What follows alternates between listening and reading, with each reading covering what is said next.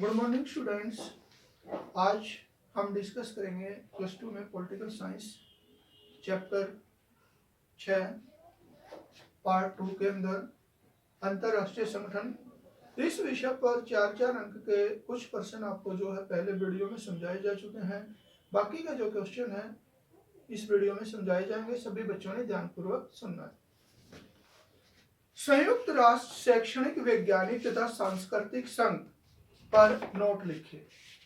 संयुक्त राष्ट्र शैक्षणिक वैज्ञानिक तथा सांस्कृतिक संघ अंतरराष्ट्रीय श्रम संगठन के पश्चात संयुक्त राष्ट्र संघ की विशिष्ट एजेंसियों में सर्वाधिक सफलता यूनेस्को ने प्राप्त की है। यानी कि संयुक्त राष्ट्र संघ का ये बहुत ही महत्वपूर्ण एजेंसी है और जो आपका अंतरराष्ट्रीय श्रम संगठन के पश्चात इसने जो है काफी महत्वपूर्ण सफलता प्राप्त की है। इसकी स्थापना 16 नवंबर 1945 को हुई। यानी कि जो यूनेस्को है आपकी संयुक्त राष्ट्र शैक्षणिक वैज्ञानिक तथा सांस्कृतिक संघ, इसकी स्थापना जो है 16 नवंबर 1945 को हुई थी तथा इसका संविधान 4 नवंबर 1946 को लागू किया गया था और इसका संविधान जो है 4 नवंबर 1946 को लागू किया गया था। वर्तमान में इसके सदस्यों की संख्या 195 है। तो इसके सदस्यों की संख्या जो आजकल 195 है। इसका मुख्यालय पेरिस फ्रांस में स्थित है और इसका हेड ऑफिस जो है मुख्यालय जो है पेरिस फ्रांस के अंदर है। इस संस्था के 27 क्लस्टर कार्यालय तथा 21 राष्ट्रीय कार्यालय है। तो इस संस्था के जो है 21 तो राष्ट्रीय कार्यालय है और जो 27 जो है क्षेत्रीय कार्यालय है। यह संस्था इस विश्वास पर आधारित है कि युद्ध मनुष्यों के मन में पैदा होते हैं। तो यह संस्था है इस विश्वास पर आधारित है कि जो युद्ध होते हैं वो मनुष्य के मन से पैदा होते हैं। इसलिए शांति को सुरक्षित रखने के लिए आधारशिलाओं भी मनुष्य के मन में बनाई जानी चाहिए। इसलिए मतलब संसार के अंदर शांति स्थापित करने के लिए जो आधारशिला बनाई जाए वो मानव के मन में ही बनाई जानी चाहिए। इसके लिए वह शिक्षा, विज्ञान और संस्कृति के माध्यम से न्याय, विधि के शासन, मानवीय और मौलिक स्वतंत्रताओं के प्रति सभी लोगों के मन में आदर की भावना उत्पन्न करने का प्रयत्न करती है। तो यह संस्था जो है संसार के सभी लोगों के मन में जो है शांति स्थापित करने के लिए विधि के शासन, मानवीय और मौलिक स्वतंत्रताओं के प्रति सभी लोगों के मन के अंदर जो है आदर की भावना पैदा करती है और संसार के अंदर शांति को यानी युद्धों को रोकने का महत्वपूर्ण कार्य करती है। इसके द्वारा यह राष्ट्रों के मध्य सहयोग की वृद्धि कर शांति और सुरक्षा के क्षेत्र में अपना योगदान देती है।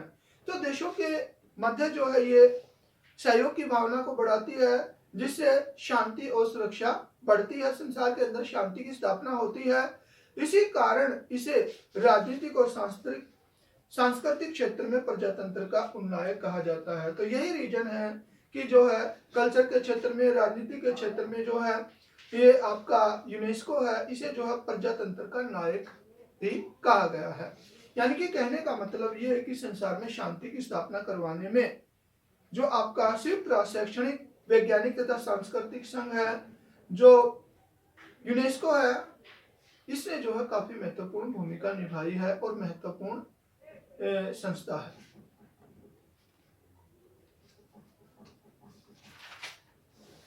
नेक्स्ट देखिए, अंतरराष्ट्रीय संगठन की कोई 4 विशेषताएं या लक्षण बताइए। यानी अंतरराष्ट्रीय संगठन जो यूएनओ है इसकी 4 विशेषताएं क्या है या दूसरे अंतरराष्ट्रीय संगठन है उनकी क्या कुछ विशेषताएं होती हैं। विभिन्न विद्वानों द्वारा अंतरराष्ट्रीय संगठन की दी गई परिभाषाओं के आधार पर निम्नलिखित शीर्षकों द्वारा इसकी प्रकृति या मूल विशेषताओं का वर्णन किया गया है। तो अंतरराष्ट्रीय संगठन की जो है बहुत से विद्वानों के द्वारा अलग अलग डेफिनेशंस दी गई है, अलग अलग परिभाषाएं दी गई है, जिसकी वजह से जो है इसकी कुछ विशेषताएं हैं वो इस प्रकार से हैं। प्रभुसत्ता संपन्न राज्यों का औपचारिक संगठन, औपचारिक संगठन, विधिवत संगठन। अंतरराष्ट्रीय संगठन प्रभुसत्ता संपन्न राज्यों द्वारा बनाया गया एक संगठन होता है। तो यूएन चाहे संयुक्त राष्ट्र संघ है या दूसरे अंतरराष्ट्रीय संगठन है, वो विभिन्न देशों जो प्रभुसत्ता संपन्न देश हैं उनके द्वारा जो है बनाया गया संगठन होता है। जिसका मुख्य उद्देश्य विश्व में शांति और सुव्यवस्था को बनाए रखना है। और इसका मुख्य उद्देश्य संसार के अंदर शांति की स्थापना करना है, व्यवस्था को बनाए रखना है तथा आर्थिक सुरक्षा को सुनिश्चित करना आदि होता है। और संसार के अंदर आर्थिक सुरक्षा को निश्चित करना भी इसका मुख्य उद्देश्य होता है। सदस्यों की समानता। अंतरराष्ट्रीय संगठन की दूसरी विशेषता यह होती है कि इसके सभी सदस्य राज्यों की उनकी समानता होती है, यानी कि चाहे वो क्षेत्रफल में बड़े हैं, चाहे छोटे हैं, चाहे जनसंख्या में बड़े हैं, चाहे छोटे हैं, सभी को जो है, सभी जो सदस्य राज्य उनको समानता प्राप्त होती है। इसके अंतर्गत जो है जनसंख्या के आधार पर, क्षेत्रफल के आधार पर, शक्ति के अंदर, संपन्नता में जो है किसी भी देश के साथ जो है किसी प्रकार का भेदभाव नहीं किया जाता है। सभी सदस्यों को समान अधिकार व लाभ प्राप्त होता है। जो इसके सदस्य होते हैं सभी को बराबर का अधिकार होता है, सभी को बराबर का लाभ मिलता है। उदाहरण स्वरूप संयुक्त राष्ट्र संघ की साधारण सभा में मतदान के समय प्रत्येक सदस्य को केवल एक ही मत देने का अधिकार होता है। जब संयुक्त राष्ट्र की महासभा के अंदर मतदान होता है, चाहे बड़ा देश है, धनी देश है, शक्तिशाली देश है, गरीब देश है, सभी को जो है एक मत देने का अधिकार होता है, बराबर अधिकार है। और प्रत्येक मत का मूल्य समान होता है और हर देश के मत का मूल्य बराबर होता है। राष्ट्रीय हितों की वृद्धि के लिए अंतरराष्ट्रीय क्षेत्र में नीतियों का प्रयोजन। अंतरराष्ट्रीय संगठन की सहायता से प्रत्येक राज्य अपने हितों की अभिवृद्धि के लिए अंतरराष्ट्रीय क्षेत्र में अपनी नीतियों का समर्थन करता है। यानी कि अंतरराष्ट्रीय संगठन की सहायता से, यानी कि चाहे वो संयुक्त राष्ट्र संघ है, दूसरे संगठन, उनकी सहायता से जो है प्रत्येक राज्य या देश, राज्य यहाँ पर देश को ही कहा गया है, प्रत्येक देश अपने राष्ट्रीय हितों की अभिवृद्धि के लिए, अपने देश के हितों की वृद्धि के लिए जो है अंतरराष्ट्रीय क्षेत्र में अपनी नीतियों का समर्थन करता है। इंटरनेशनल क्षेत्र के अंदर, अंतरराष्ट्रीय क्षेत्र के अंदर अपनी नीतियों का समर्थन करता है। भारत तथा उन समान उद्देश्यों वाले राज्यों द्वारा बनाया गया गुटनिरपेक्ष संगठन इसी का उदाहरण है। भारत के द्वारा या दूसरे देश है उनके द्वारा जो आपका गुटनिरपेक्ष देश, मतलब गुटनिरपेक्ष संगठन बनाया गया है, वो जो एक ऐसा ही संगठन है। नाटो भी इसी प्रकार का संगठन है और जो नाटो संगठन बनाया गया है वो भी जो इसी प्रकार का संगठन है। कहने का मतलब ये है कि जो ये इंटरनेशनल लेवल पर संगठन बनते हैं ये काफी महत्वपूर्ण होते हैं और प्रत्येक देश इनके माध्यम से अपने देश के हितों को प्राप्त करने की कोशिश करता है। अब देखिए संयुक्त राष्ट्र संघ के महासचिव का कार्यकाल, उसके ऊपर संक्षिप्त नोट लिखना है। यानी कि महासचिव के ऊपर संक्षिप्त नोट लिखे या उस पर नोट लिखे, कैसे भी आ सकता है। ये सचिवालय संयुक्त राष्ट्र संघ का कार्यालय है। तो सचिवालय जो है संयुक्त राष्ट्र संघ का कार्यालय है। इसमें एक महासचिव तथा आवश्यकता अनुसार अन्य कर्मचारी नियुक्त किए जाते हैं। इसके अंतर्गत जो एक महासचिव होता है, दूसरे कर्मचारी भी होते हैं। यह न्यूयॉर्क संयुक्त राज्य अमेरिका में स्थित है और यह सचिवालय जो है संयुक्त राज्य अमेरिका के न्यूयॉर्क शहर में है। महासचिव की नियुक्ति सुरक्षा परिषद की सिफारिश पर महासभा द्वारा की जाती है। जो इसका महासचिव होता है इसकी नियुक्ति जो है सुरक्षा परिषद की सिफारिश पर महासभा करती है। यानी कि सुरक्षा परिषद जब सिफारिश करती है तो महासभा इसकी नियुक्ति करती है। अन्य कर्मचारियों की नियुक्ति महासभा द्वारा नियमों के अनुसार की जाती है और दूसरे कर्मचारी हैं उनकी नियुक्ति महासचिव के द्वारा नियम कायदे कानून के अनुसार की जाती है, जो महासभा द्वारा समय समय पर बनाए जाते हैं। ये नियम कायदे कानून महासभा द्वारा समय समय पर बनाए जाते हैं। यह नियुक्तियां प्राय योग्यता, कार्यकुशल तथा ईमानदारी के आधार पर की जाती है। और ये जो मतलब नियुक्ति की जाती है योग्यता के आधार पर, ईमानदारी से, मतलब जिसके अंदर योग्यता होती है उसी व्यक्ति को इसका कर्मचारी नियुक्त किया जाता है। जैसे जनवरी 1997 में घाना के श्री कोफी अन्नान ने महासचिव के पद को संभाला था। यानी कि जो महासचिव है वो जो है घाना देश के 1997 के अंदर कोफी अन्नान जो है महासचिव के पद पर नियुक्त हुए थे। उन्होंने 5-5 वर्ष के 2 कार्यकाल पूर्ण किए। यानी कि वो 5-5 वर्ष तक जो है उसने 2 बार नियुक्त हुए। 31 दिसंबर 2006 को उनका कार्यकाल पूर्ण हो गया। यानी कि इस समय जो उनका कार्यकाल पूर्ण हो गया। तत्पश्चात 1 जनवरी 2007 को कोफी अन्नान के स्थान पर दक्षिण कोरिया के वान की मून ने संयुक्त राष्ट्र महासचिव के रूप में कार्यभार ग्रहण किया। तो दूसरे महासचिव ने जो उसका कार्यकाल पूरा होने के बाद दूसरे महासचिव जो है आपका कोफी अन्नान, इसने जो है पद को संभाला। श्री बान की मून इस पद पर नियुक्त होने वाले 8वें व्यक्ति थे। यानी कि जो बान की मून है महासचिव के पद पर नियुक्त होने वाले 8वें व्यक्ति थे।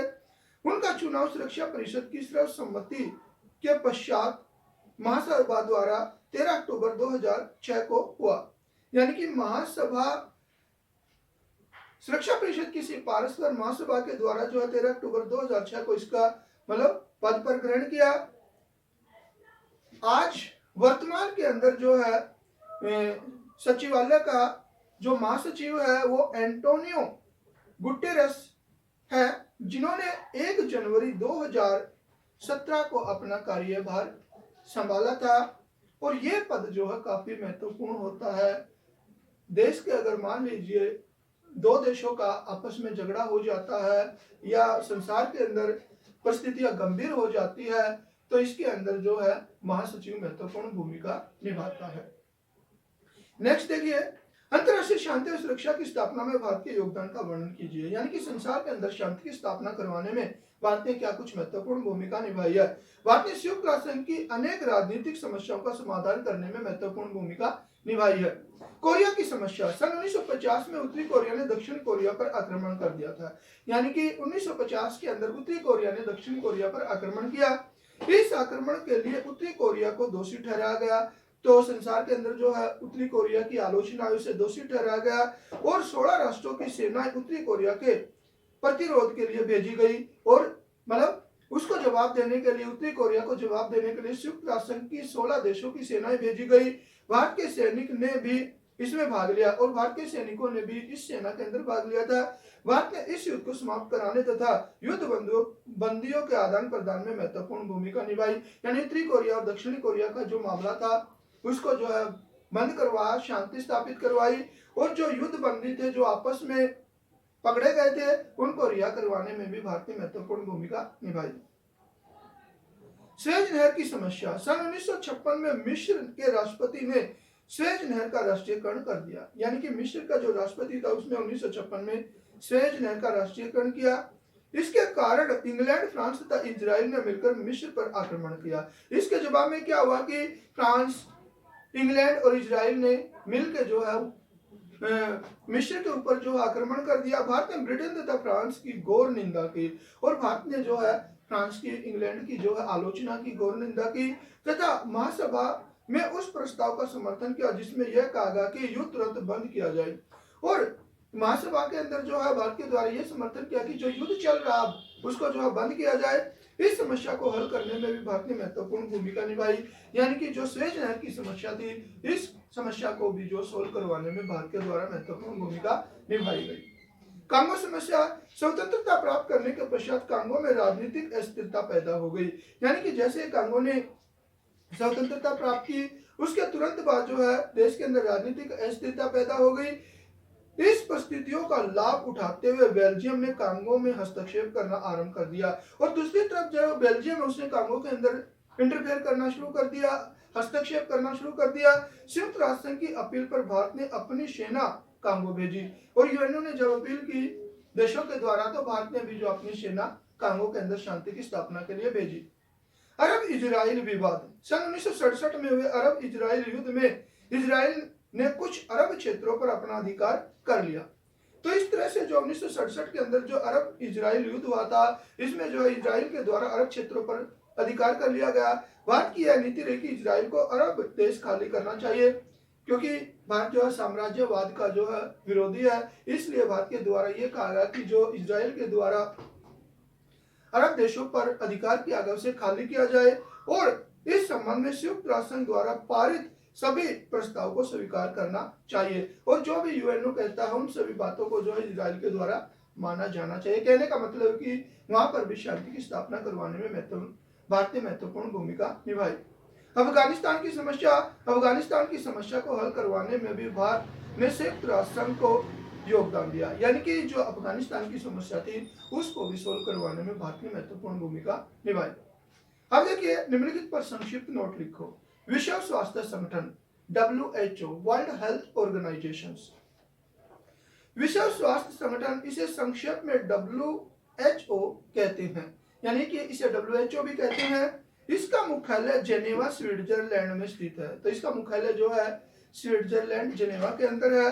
7 अप्रैल 1948 को स्थापित यह संगठन विश्व के नागरिकों के स्वास्थ्य की उचित व्यवस्था हेतु प्रयत्नशील है। यानी कि इसकी स्थापना जो है 7 अप्रैल 1948 को हुई और यह जो है संसार के नागरिकों के स्वास्थ्य की जो है देखरेख करता है, उसकी व्यवस्था करता है। स्वास्थ्य कार्यक्रमों का संचालन, बीमारियों का उन्मूलन यानी बीमारियों को खत्म करना, सफाई के प्रति जन जागरण आदि इसके प्रमुख कार्य है। सफाई के प्रति लोगों को सचेत करना ये इसके मुख्य कार्य है।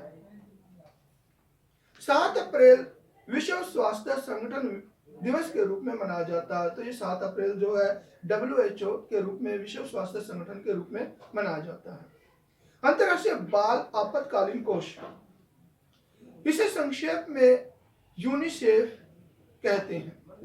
इसकी स्थापना 11 दिसंबर 1946 में महासभा द्वारा की गई। यानी कि इसकी स्थापना जो है 11 दिसंबर 1946 को की गई। इसका मुख्यालय न्यूयॉर्क अमेरिका में स्थित है और इसका मुख्यालय जो अमेरिका के न्यूयॉर्क में है। इस कोष का मुख्य उद्देश्य या कार्य है बाल कल्याण करना, यानी कि बच्चों का कल्याण करना इसका मुख्य उद्देश्य है। यह कोष बच्चों के स्वास्थ्य सुधार यानी बच्चों के स्वास्थ्य के प्रति सुधार करने का, पौष्टिक भोजन उपलब्ध करवाने का, शिक्षा, स्वास्थ्य एवं अन्य कार्यक्रमों के संचालन में के साथ साथ जो है प्राकृतिक आपदाओं के समय शिशुओं की सहायता करना। कहने का मतलब कि बच्चों की हर तरह की समस्याओं का समाधान करना इस संस्था का मुख्य कार्य है। सन 1965 का शांति नोबेल पुरस्कार इसे ही प्रदान किया गया। यानी कि अंतर्राष्ट्रीय बाल आपातकालीन कोष को जो है 1965 के अंदर शांति नोबेल पुरस्कार से सम्मानित किया गया। तो बच्चों, आज जो आपको 4-4 नंबर के क्वेश्चन करवाए हैं, सभी बच्चों ने ध्यानपूर्वक सुनना है, कॉपी में भी लिखना है। धन्यवाद।